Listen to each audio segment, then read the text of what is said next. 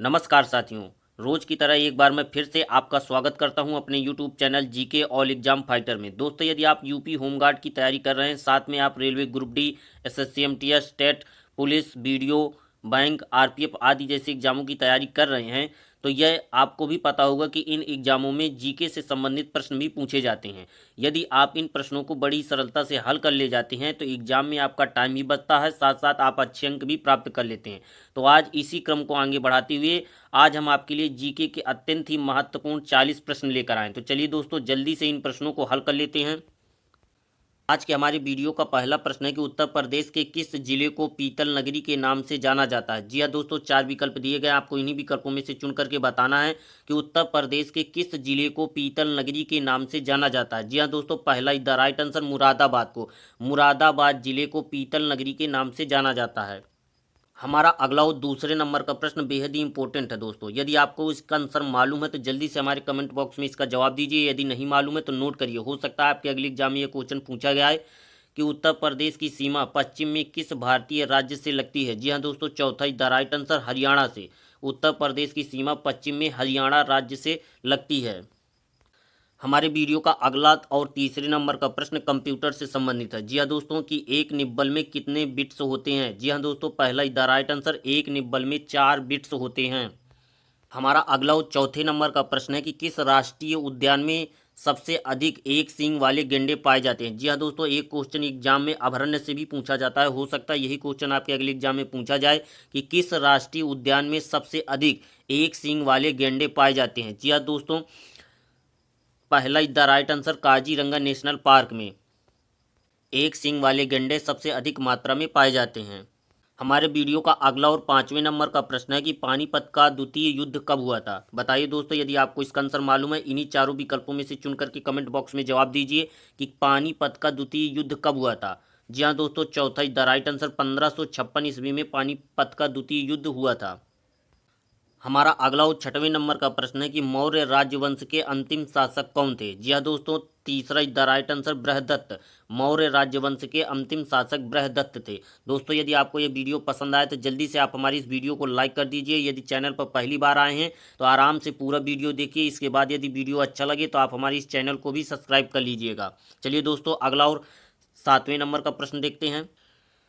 जी हाँ दोस्तों, सातवें नंबर का प्रश्न है कि जब संविधान को पहली बार अपनाया गया था तब उसमें कितने अनुच्छेद थे। जी हाँ दोस्तों, 4 विकल्प दिए गए हैं, बताइए। 200 अनुच्छेद, 295, 300 या 395। बताइए दोस्तों, कमेंट बॉक्स में जवाब दीजिए यदि आपको इसका आंसर मालूम है कि जब संविधान को पहली बार अपनाया गया था तब उसमें कितने अनुच्छेद थे। जी हाँ दोस्तों, चौथा द राइट आंसर, 395 अनुच्छेद थे जब संविधान को पहली बार अपनाया गया था। हमारा अगला प्रश्न है कि आरबीसी का निर्माण शरीर के किस अंग में होता है। जी हाँ दोस्तों, चौथा द राइट आंसर, अस्थिमज्जा में। आरबीसी का निर्माण अस्थिमज्जा में होता है। कई बार ये क्वेश्चन एग्जाम में रिपीट हो चुका है, हो सकता है आपके अगले एग्जाम में भी पूछा जाए, इसलिए आप इसको नोट जरूर कर लीजिएगा।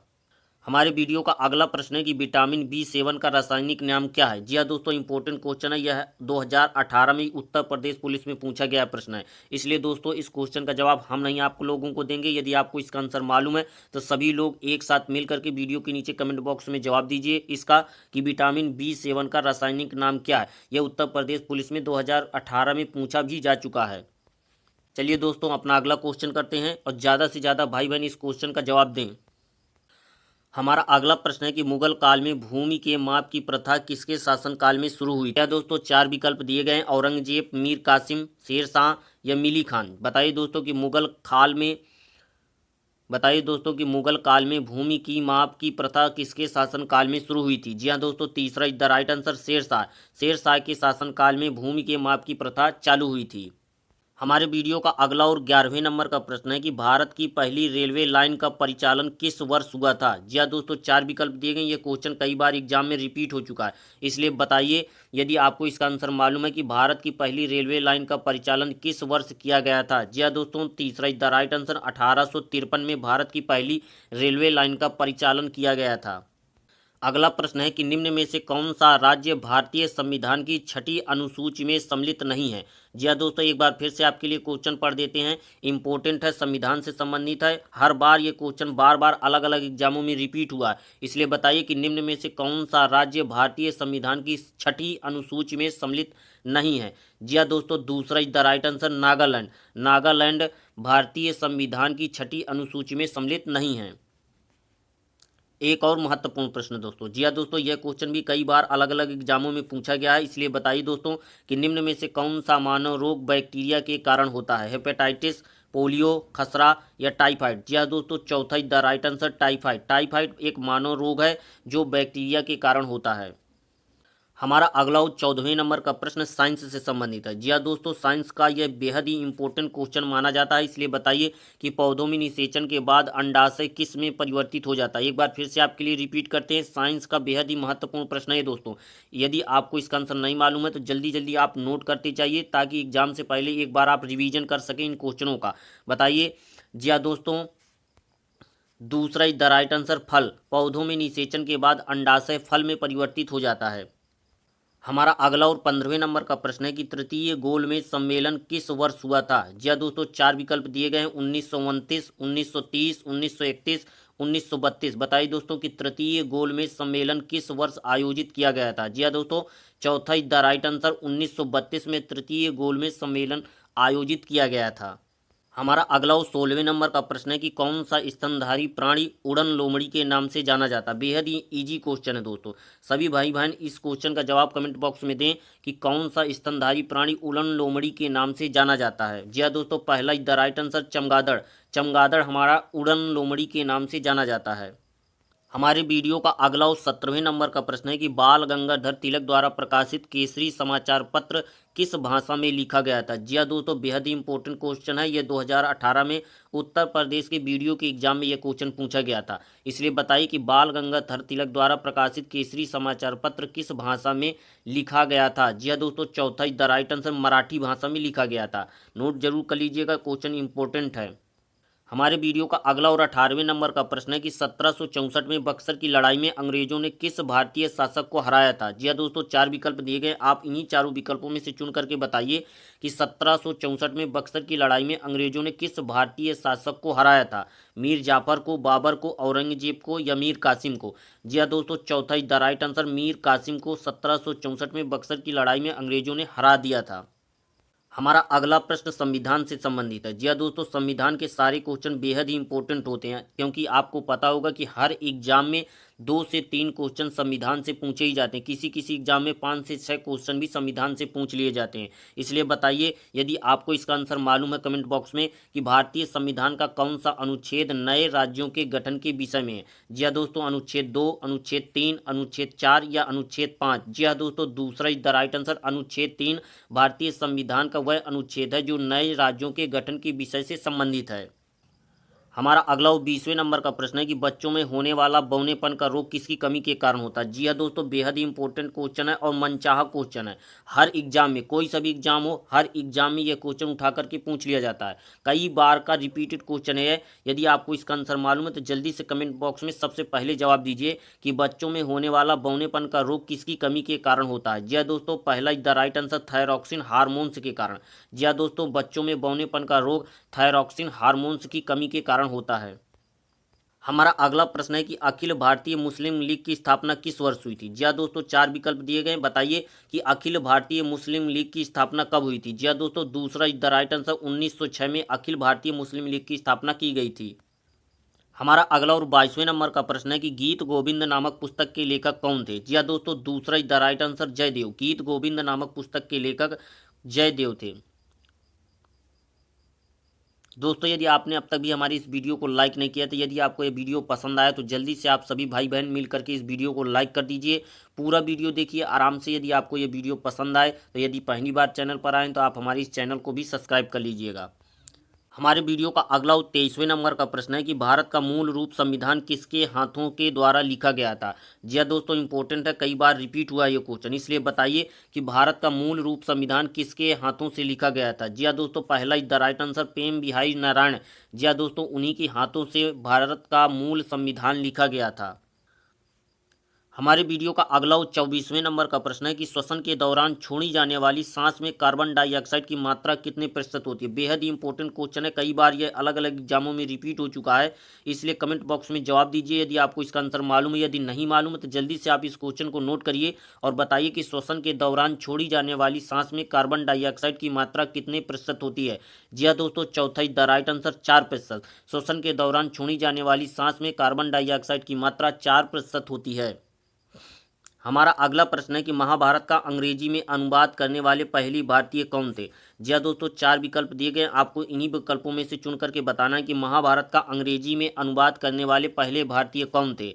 जी हाँ दोस्तों, पहला is the right answer Kisari Mohan Ganguli Mahabharat का अंग्रेजी में अनुवाद करने वाले पहले भारतीय थे। हमारा अगला प्रश्न है कि पल्लव राजवंश की राजधानी कहाँ स्थित थी। मैसूर में, ताजपुर में, मदुरई में या कांचीपुरम में। जी हाँ दोस्तों, इंपॉर्टेंट है क्वेश्चन, बताइए जल्दी से। जी हाँ दोस्तों, चौथा द राइट आंसर कांचीपुरम में। पल्लव राजवंश की राजधानी कांचीपुरम में स्थित है।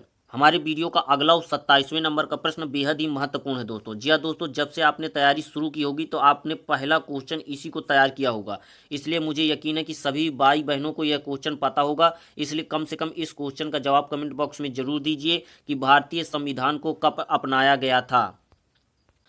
हमारा अगला और 28वें नंबर का प्रश्न है कि किस विटामिन की कमी से जनन क्षमता कम हो जाती है। कई बार का रिपीटेड क्वेश्चन है और सबसे ज़्यादा बार ये क्वेश्चन रेलवे ग्रुप डी के एग्जाम में पूछा जा चुका है, इसलिए बताइए तुरंत कि किस विटामिन की कमी से जनन क्षमता कम हो जाती है। Vitamin A, vitamin B, vitamin C या विटामिन के। जी हाँ दोस्तों, चौथा द राइट आंसर विटामिन के की कमी के कारण जनन क्षमता कम हो जाती है। हमारा अगला और 29वें नंबर का प्रश्न है कि भारत में साइमन कमीशन किस वर्ष आया था। जी हाँ दोस्तों, तीसरा द राइट आंसर 1928 में भारत में साइमन कमीशन आया था। दोस्तों, यह क्वेश्चन उत्तर प्रदेश पुलिस में 2024 में पूछा भी जा चुका है।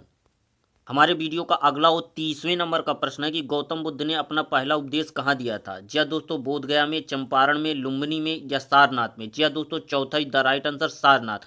गौतम बुद्ध ने अपना पहला उपदेश सारनाथ में दिया था। हमारे वीडियो का अगला और 31वें नंबर का प्रश्न है कि मृगच्छकटिकम के लेखक कौन थे। जी हाँ दोस्तों, मैंने आपसे कई बार बताया कि हर एग्जाम में 2 या 3 क्वेश्चन पुस्तकों के लेखकों के नाम से भी पूछे जाते हैं। हो सकता है यही पुस्तक के लेखक का नाम आपके अगले एग्जाम में पूछ लिया जाए कि मृगच्छकटिकम के लेखक कौन थे। जी हाँ दोस्तों, पहला द राइट आंसर शूद्रक। मृगच्छकटिकम के लेखक शूद्रक थे। हमारे वीडियो का अगला और 32वें नंबर का प्रश्न है कि नई दिल्ली में पहली बार संविधान सभा की बैठक कब हुई थी। जी हाँ दोस्तों, दूसरा द राइट आंसर 9 दिसंबर 1946 को नई दिल्ली में पहली बार संविधान सभा की बैठक हुई थी। दोस्तों, ये उत्तर प्रदेश पुलिस 2024 में ये क्वेश्चन पूछा भी जा चुका है, इसलिए आप इस क्वेश्चन को जरूर नोट करिएगा। हमारा अगला और 33वें नंबर का प्रश्न है कि प्रसिद्ध रचना तंत्र लोक के लेखक कौन थे। जी हाँ दोस्तों, 4 विकल्प दिए गए हैं, रविन्द्रनाथ टैगोर, अभिनव गुप्ता, सरदार पटेल, उमंग भारती। और आपको बताना इन्हीं विकल्पों में से चुन करके कि प्रसिद्ध रचना तंत्र लोक के लेखक कौन थे। जी हाँ दोस्तों, दूसरा द राइट आंसर अभिनव गुप्ता तंत्र लोक के लेखक थे। दूसरा द राइट आंसर। हमारा अगला क्वेश्चन नदी से संबंधित है। जी हाँ दोस्तों, 1 या 2 क्वेश्चन नदी टॉपिक से भी पूछे जाते हैं। हो सकता है यही क्वेश्चन आपके अगले एग्जाम में बैठ जाए कि ब्यास नदी का प्राचीन नाम क्या था। जी हाँ दोस्तों, तीसरा the right answer Vipasha. Beas नदी का प्राचीन नाम विपाशा था। 35वें नंबर का प्रश्न बेहद ही इंपॉर्टेंट है दोस्तों। जी हाँ दोस्तों, क्योंकि ये उत्तर प्रदेश में 2018 में जो लेखपाल की भर्ती निकली थी उसके एग्जाम में यह क्वेश्चन पूछा गया था कि कालिदास ने अपने नाटकों को किस भाषा में लिखा था। जी हाँ दोस्तों, ज़्यादा से ज़्यादा लोग जवाब दीजिए कि कालिदास ने अपने नाटकों को किस भाषा में लिखा था। जी हाँ दोस्तों, दूसरा द राइट आंसर संस्कृत भाषा में। नोट जरूर कर लीजिएगा, उत्तर प्रदेश की लेखपाल भर्ती में पूछा गया प्रश्न ये। हमारा अगला 36वें नंबर का प्रश्न है जो कि बेहद ही इंपॉर्टेंट है और कई बार एग्जाम में पूछा जा चुका है कि हड़प्पा सभ्यता किस नदी के तट पर स्थित था। 4 नदियों के नाम दिए गए हैं, सतलज नदी, घाघरा नदी, रावी नदी, नील नदी। आपको बताना है कि हड़प्पा सभ्यता इनमें से किस नदी के तट के किनारे स्थित था। जी हाँ दोस्तों, तीसरा द राइट आंसर रावी नदी के तट के किनारे हड़प्पा सभ्यता विकसित हुई थी। हमारे वीडियो का अगला 37वें नंबर का प्रश्न है कि भारत के लिए एक संविधान सभा का विचार पहली बार किसके द्वारा पेश किया गया था। इंपॉर्टेंट क्वेश्चन है, संविधान से संबंधित है। यदि आपको यह क्वेश्चन पता नहीं है या मालूम नहीं है तो आप सबसे पहले आप इस क्वेश्चन को नोट करिए और बताइए कि भारत के लिए एक संविधान सभा का विचार पहली बार किसके द्वारा पेश किया गया था। जी हाँ दोस्तों, तीसरा द राइट आंसर MN राय द्वारा सबसे पहले भारत के लिए एक संविधान सभा का विचार पेश किया गया था। हमारे वीडियो का अगला और 38वें नंबर का प्रश्न है कि निम्नलिखित में से कौन 1946 में भारत की संविधान सभा के अध्यक्ष थे। जी हाँ दोस्तों, जवाहरलाल नेहरू, भीमराव अंबेडकर, सरदार पटेल या डॉक्टर राजेंद्र प्रसाद। बताइए दोस्तों कि 1946 में भारत की संविधान सभा के अध्यक्ष कौन थे। जी हाँ दोस्तों, चौथा the right answer doctor Rajendra Prasad. दोस्तों यदि आपने अब तक भी हमारी वीडियो को लाइक नहीं किया तो जल्दी से आप हमारी इस वीडियो को लाइक कर दीजिए, क्योंकि वीडियो का अब अंतिम चरण है। लास्ट के 2 क्वेश्चन बचे हैं। यदि दोस्तों आपको ये वीडियो पसंद आया तो लास्ट में आप हमारी इस चैनल को जरूर सब्सक्राइब करिएगा।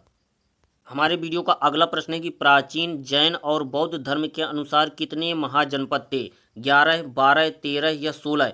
जी हाँ दोस्तों, चौथा ही द राइट आंसर। प्राचीन जैन और बौद्ध धर्म के अनुसार 16 महाजनपद थे। हमारे वीडियो का अंतिम और 40वें नंबर का प्रश्न है कि भारतीय संविधान में इस समय कितनी अनुसूचियां हैं। जी हाँ दोस्तों, यदि आपने हमारी इस वीडियो के दौरान किसी भी क्वेश्चन का जवाब नहीं दिया है तो आप हमारे इस अंतिम क्वेश्चन का जवाब जरूर दीजिए कमेंट बॉक्स में और बताइए कि भारतीय संविधान में इस समय कितनी अनुसूचियां हैं। जी हाँ दोस्तों, दूसरा द राइट आंसर 12। भारतीय संविधान में इस समय 12 अनुसूचियां हैं।